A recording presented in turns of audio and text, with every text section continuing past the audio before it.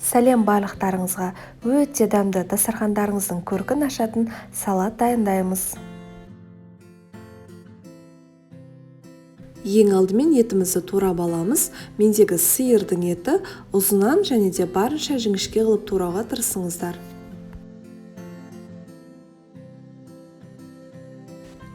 Ыдысымызға салып аламыз, үстіне соя құямыз. Бір күн алдын осылай дайындап қойсаңыздар, еттеріңіз жұп-жұмсақ болып шығады. Кемінде 2-3 сағатқа қалдырамыз. Ол уақытқа дейін біздің пиязымызды барынша жіңішке қылып турап аламыз.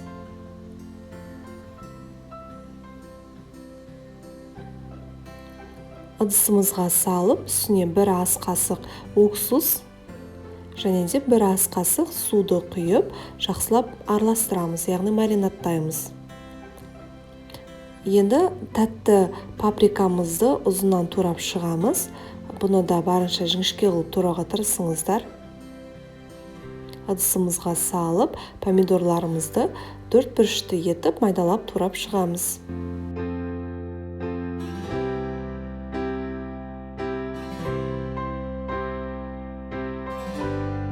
Ыдысымызға салып дайындап қоямыз.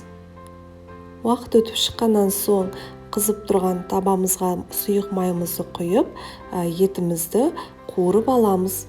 Барынша жұмсарғанша қуырып аласыздар. Ешқандай су құймайсыздар.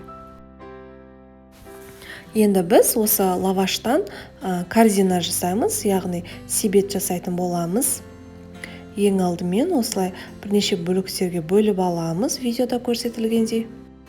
Осы орайда айта кететін жайт, лаваштың шығарылу күніне қараңыздар, барынша свежий, яғни балғын лаваш болуы керек. Осылай болып шығады. Біздің кекс пісіретін силиконды формамызға салып, дәл ортасына салуға тырысыңыздар.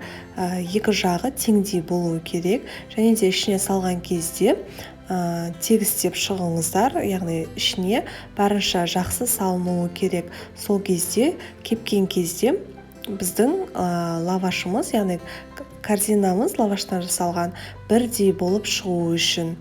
Бұған аса мұқият назар аударыңыздар. Осылай іш жағына тегістеп салып аламыз. Мінекей осылай болады. Тегістеп алғаннан соң үстінен біздің силиконды формамыздың екінші бөлігін ішіне саламыз. Мінекей осылай болып шығады. Барлығын осылай алдын ала дайындап аламыз.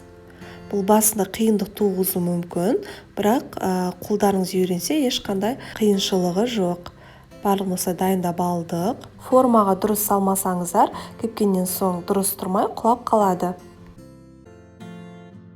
Біздің себеттеріміз әдемі болу үшін осылай бір-біріне нығыз орналастырыңыздар. Қызып тұрған пеште 180 градуста 10 минутта кептіріп аламыз. Ыдысымызға паприка, қызанақ, маринадталған пияз, кукуруза, яғни жүгері, қуырылып алған етімізді салып, үстіне ас көгімізді саламыз. Менде бұл жерде ақ желкен, яғни петрушка, және де сұйық майымызды құйып,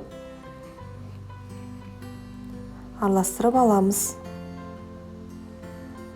Осы орайда дәміне қарай қара бұрыш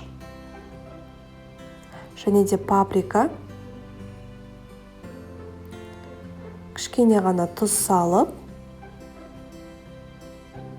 тағы да араластырамыз. Мінекей біздің салатымыз дайын болды. Осылай өте әдемі болып шығады. Мінекей біздің себеттеріміз де дайын.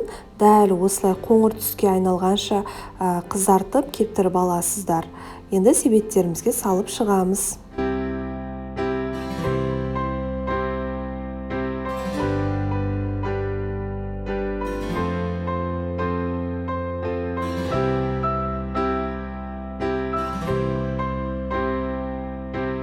Мінекей достар, мерекелік дастархандарыңыздың көркін ашатын өте дәмді салаттарымыз дайын болды. Астарыңыз дәмді болсын. Каналыма тіркеліп, лайк басып, комментарий қалдыруды ұмытпаймыз.